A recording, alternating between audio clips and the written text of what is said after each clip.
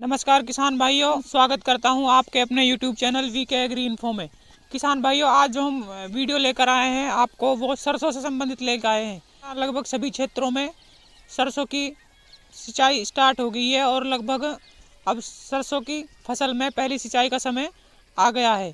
किसान भाइयों, आज इस वीडियो के माध्यम से हम आपको बता रहे हैं कि सरसों की फसल में पहली सिंचाई कब करें और पहली सिंचाई के समय कौन कौन से खाद व उर्वरकों का इस्तेमाल करें। तो किसान भाइयों, जो पहली सिंचाई का सही समय है उसकी अगर हम बात करें तो वो है 30 से 35 दिन। अगर आपकी सरसों 30 से 35 दिन की हो गई है तो आप अपने खेत में पहली सिंचाई कर सकते हैं। अगर आपकी सरसों 40 दिन से अधिक दिन की हो गई है तो उसमें पानी की बहुत अधिक आवश्यकता है, क्योंकि अगर यहाँ से आगे जो स्टेज है इसमें पानी अगर अपन देंगे तो फिर अपन को नुकसान है। तो इसलिए हमें 30 से 35 दिन की अवस्था में सरसों में पहली सिंचाई करनी चाहिए। और अगर आपकी सरसों में आप पहले भी सिंचाई कर देते हो, मान लो छोटी है आपकी सरसों 20 से 25 दिन की है या फिर 15 से 20 दिन की है, उस अवस्था में अगर आप सिंचाई करोगे तो आपकी सरसों में उस पानी से नुकसान होगा और आपकी सरसों पीली पड़ जाएगी। किसान भाइयों, अब हम बात करते हैं अब की बार क्या हुआ कि सरसों जो है थोड़ी ज़्यादा गहरी है, पौधे से पौधे की दूरी कम है। तो उस समय हम क्या करें, जैसे अभी हमारा ये खेत है, ये मेरा ही खेत है, इसमें पौधे से पौधे की दूरी उचित है। कम से कम पौधे से पौधे की दूरी 10 से 15 सेंटीमीटर होनी चाहिए। और रो से रो की दूरी तो मशीन से ही होती है, उसमें वो भी 15 सेंटीमीटर होनी चाहिए। अभी देखो आप, कम से कम ये जो जैसे ये पौधे हैं, इन पौधों को आप ऐसे हाथ से निकाल दीजिए।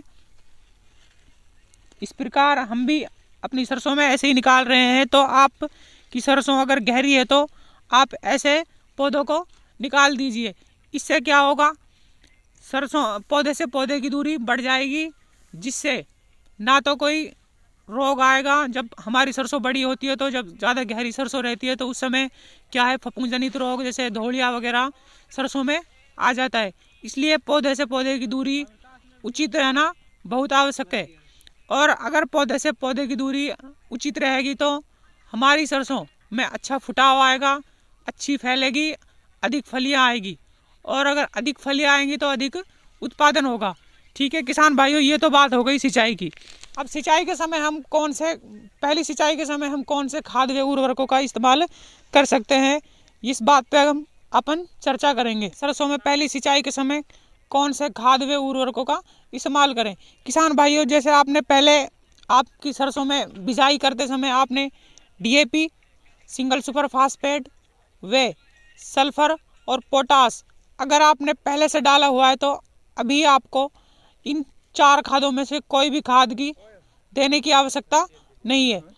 और अगर आपने ये खाद नहीं डाले हैं, उस समय आपको उपलब्ध नहीं हुए थे, तो आप अभी भी इन खादों को डाल सकते हैं। देखिए, अभी आप ऐसे कहोगे कि भाई DAP का उपयोग तो हम बुआई से पहले ही कर सकते हैं, लेकिन ऐसा नहीं है। जो अभी ये मिट्टी है, आप जैसे ही खाद डालोगे, ये मिट्टी है बिल्कुल एकदम सूखी हुई है, जैसे आप खाद डालोगे, खाद डालने से पहले आप इसमें मतलब पानी देने से पहले खाद खेत में डाल दीजिए। जिससे क्या है, जब पानी लगेगा तो जो खाद हैं वो मिट्टी में दब जाएगी, अच्छा असर करेंगी। तो आप अभी भी वो खादें डाल सकते हैं। और अगर आपने ये खादें पहले से डाली हुई हैं तो अभी आपको ये चारों खादें डालने की ज़रूरत नहीं है। अब हम बात करते हैं सरसों में, जैसे पहली सिंचाई है, आपने ये खादें डाल दी हैं, तो अब कौन सी खाद डालें। देखिएगा किसान भाइयों, सबसे पहले हमें ये जानना ज़रूरी है कि अभी बहुत से किसान भाई ये कन्फ्यूज हैं कि ये एकड़ क्या होता है, हेक्टेयर क्या होता है, बीघा क्या होता है। अभी कई किसानों को ये नहीं पता है कि 1 हेक्टेयर क्या है, 1 एकड़ क्या है, 1 बीघा क्या है। तो सबसे पहले तो हमें यही डाउट दूर करना है कि 1 हेक्टेयर क्या है। देखिए, 1 हेक्टेयर होता है 4 बीघे का। 1 हेक्टेयर में 4 बीघे होते हैं, मतलब 80 बिस्वा होता है 1 हेक्टेयर में। उसके बाद अगर हम बात करें एकड़ की, तो एकड़ होता है 32 बिस्वे का, जिसको हम कीला बोलते हैं। उसमें 1 एकड़ में 32 बिस्वा होते हैं और 1 हेक्टेयर में 2.5 एकड़ होते हैं।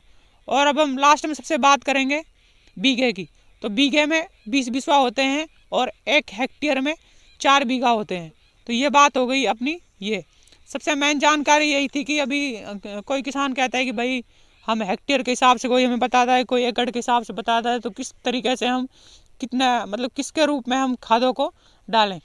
तो अभी हम बात करेंगे बीघे के हिसाब से। अगर आपने अभी पहले मान लो सल्फर नहीं डाला है, तो सल्फर की अगर हम बात करें तो आप 1 बीघे में 30 किलो यूरिया लीजिए। 1 बीघे में 30 किलो यूरिया लीजिए और उसके साथ में पाउडर फॉर्म में सल्फर आता है 90%। 3 किलो प्रति बीघा के हिसाब से आप यूरिया में मिलाकर सरसों में पहली सिंचाई के समय डाल दो। अब हम बात करें सल्फर क्या काम करता है। देखिए, सबसे जो सरसों में सल्फर का अहम रोल है वो है ऑयल परसेंटेज में। सरसों का सबसे अहम रोल है ऑयल परसेंटेज में कि ये क्या है, तेल की मात्रा को बढ़ाती है।